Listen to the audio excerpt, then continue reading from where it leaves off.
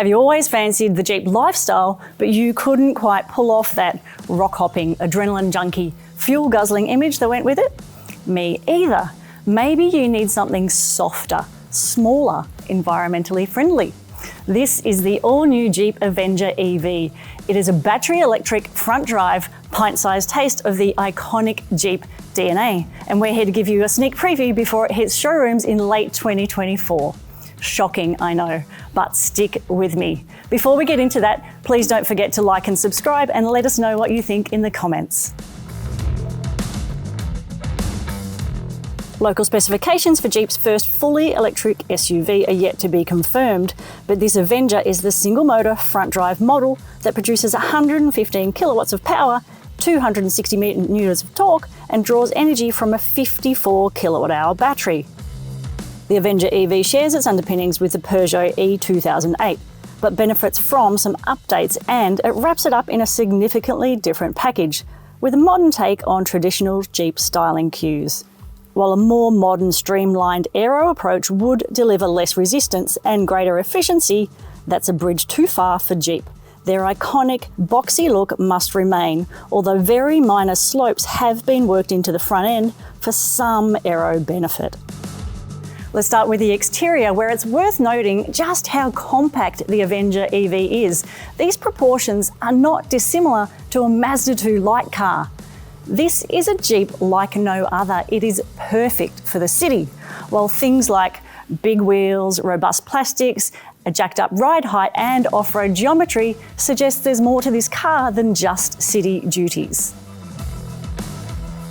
In Oz, we would hope to get the same three-model lineup of altitude, longitude and summit that we've seen in other markets, and they ride on 16, 17 and 18-inch alloys respectively. And then up front, of course, we've got a really modern take on that 7-slot grille. And then there are options for all sorts of customization with a bunch of decals and different things to individualize your Jeep Avenger.